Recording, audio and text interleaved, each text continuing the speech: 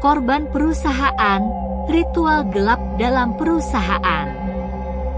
Cassandra, seorang lulusan baru, mendapatkan pekerjaan impiannya di PT Hijau, sebuah perusahaan teknologi terkemuka.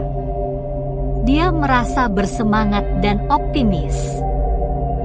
Cassandra bertemu dengan rekan-rekan kerjanya, termasuk Dika, yang menjadi teman dekatnya. Dika memperingatkan Cassandra tentang suasana aneh di perusahaan, tetapi Cassandra mengabaikannya, berpikir bahwa Dika hanya berlebihan.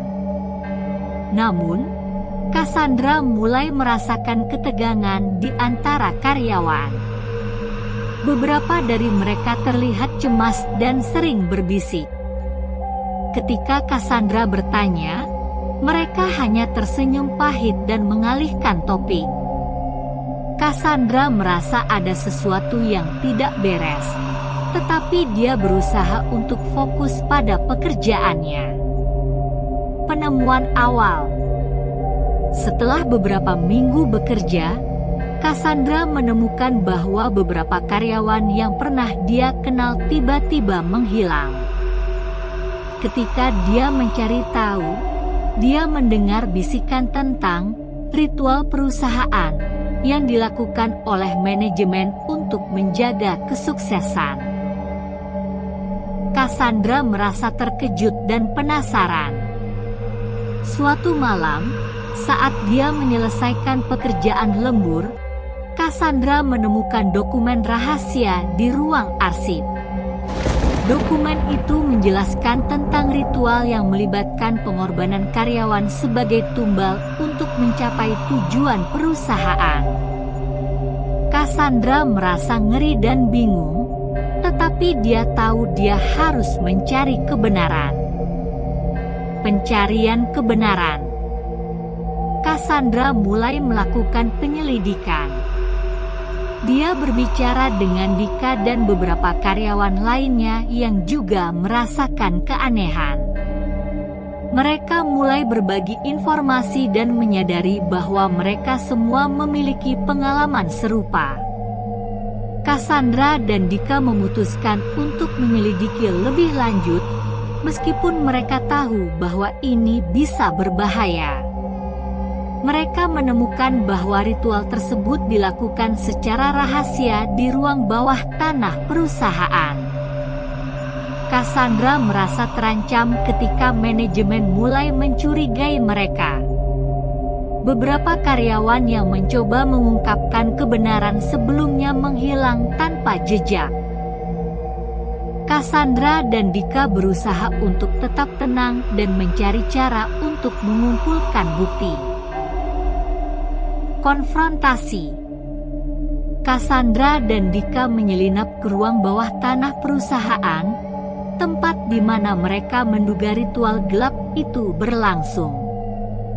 Dika pun berinisiatif untuk mendokumentasikan situasi tersebut seolah untuk menyimpan bukti untuk mengungkapkan hal yang janggal pada perusahaan tempat mereka bekerja. Suasana di dalam ruangan itu sangat berbeda dari yang mereka bayangkan. Lampu redup berwarna merah menciptakan bayangan menakutkan di dinding. Aroma dupa yang menyengat memenuhi udara, memberikan kesan mistis dan menakutkan. Di tengah ruangan, terdapat altar yang dikelilingi oleh lilin-lilin menyala. Di atas altar, terdapat simbol-simbol aneh yang diukir dengan darah, dan di sekitarnya berdiri para manajer mengenakan jubah hitam dengan wajah serius. Cassandra dan Dika bersembunyi di balik kolong, berusaha untuk tidak terlihat. Karyawan terpilih, yang tampak bingung dan ketakutan, dihadapkan pada altar. Mereka mengenakan jubah putih yang tampak kontras dengan suasana gelap di sekelilingnya.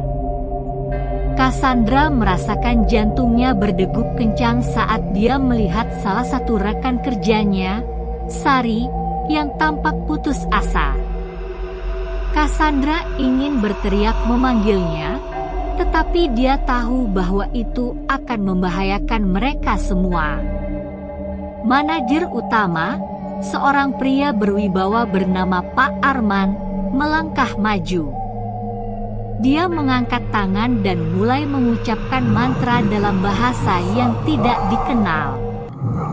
Suaranya menggema di ruangan, menciptakan suasana yang semakin mengerikan dan mencekam.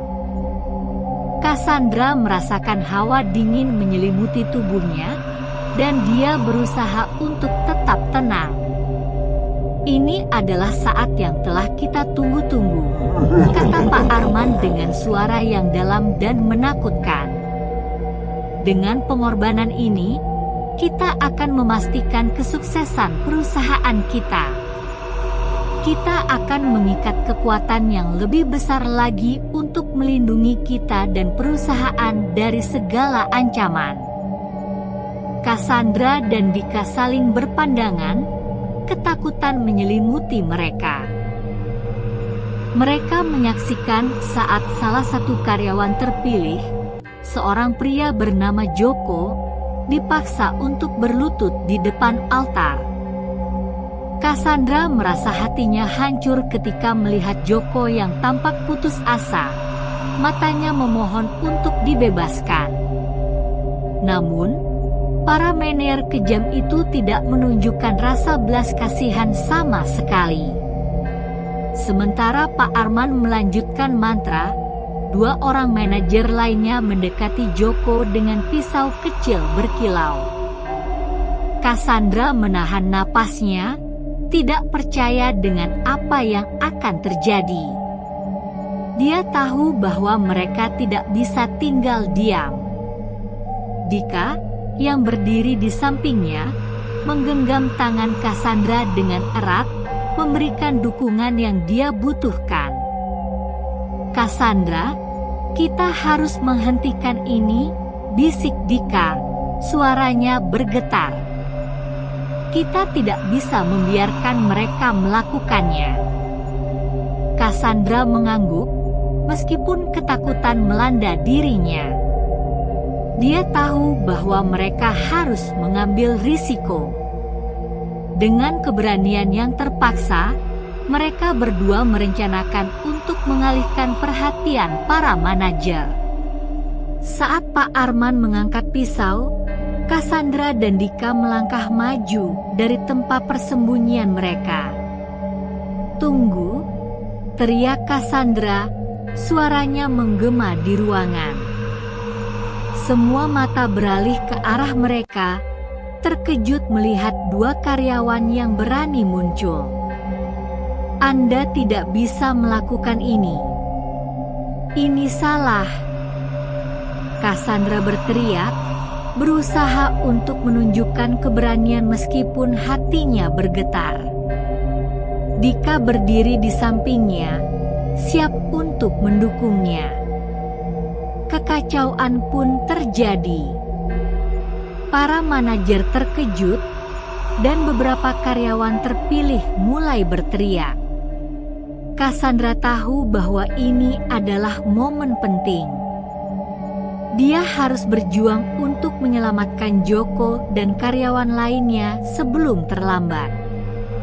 Dika pun dengan sigapnya mengambil rekaman pada situasi tersebut tanpa diketahui oleh para manajer.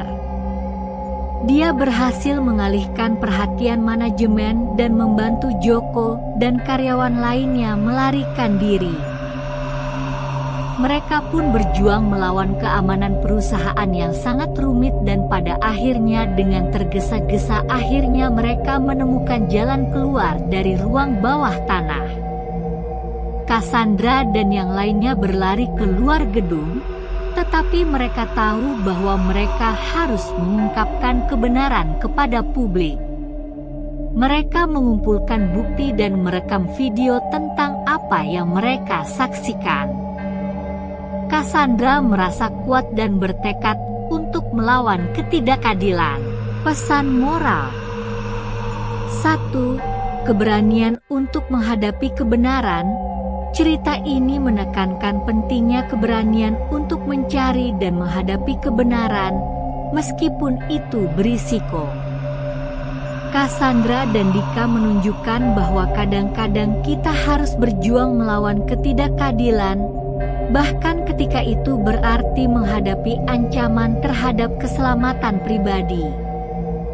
2. Solidaritas dan persahabatan.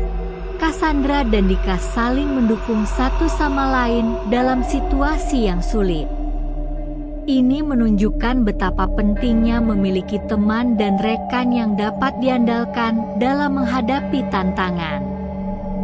Solidaritas dapat memberikan kekuatan untuk melawan ketidakadilan. 3. Kesadaran akan lingkungan kerja. Cerita ini mengingatkan pembaca untuk selalu waspada terhadap lingkungan kerja mereka. Terkadang, hal-hal yang tampak baik di permukaan bisa menyimpan rahasia gelap. Penting untuk berbicara dan berbagi pengalaman dengan rekan kerja untuk menciptakan budaya kerja yang sehat. 4. Konsekuensi dari ambisi yang berlebihan. Ritual gelap dalam cerita mencerminkan bagaimana ambisi yang berlebihan dapat mengarah pada tindakan yang tidak etis dan merugikan. Ini mengingatkan kita bahwa kesuksesan tidak boleh dicapai dengan mengorbankan nilai-nilai moral dan kemanusiaan. 5. Pentingnya berbicara untuk kebenaran. Rina dan Dika akhirnya berhasil mengungkapkan kebenaran kepada publik, yang menunjukkan bahwa berbicara tentang ketidakadilan dapat membawa perubahan. Ini mengingatkan kita bahwa suara kita memiliki kekuatan dan bisa menjadi alat untuk memperjuangkan keadilan. Selalu mendekatkan diri kepada Tuhan, berdoa dengan kepercayaan masing-masing. Tidak perlu ditakutkan hal-hal yang membuat kita takut, karena kita sama-sama diciptakan oleh Tuhan. Terus berdoa dan berusaha, jangan pernah menyerah. Sifat buruk datangnya dari setan dan iblis sampai akhir hayat nanti. Dan semoga kita selalu menjadi manusia yang taat beribadah dan selalu mengutamakan Tuhan di atas segalanya. Jangan pernah menuhankan makhluk yang diciptakan dari Tuhan, sungguh itu sangat rendah. Tuhan selalu memberikan jalan atas makhluknya yang selalu yakin dan mencari solusinya tanpa terjerumus dalam tipu daya makhluk lain ciptaannya, terumata iblis dan setan. Selalu berdoa, meminta perlindungan kepada Tuhan dan menjadi pribadi lebih baik lagi. Terima kasih. Channel horor kami adalah konten yang berdasarkan dari pengalaman orang-orang di luar sana yang mengalami kejadian hal di luar nalar manusia. Jangan lupa like, komen, subscribe, dan share channel horor ini supaya kami terus semangat mengupload konten-konten horor misteri untuk kalian. Salam dunia dalam gelap.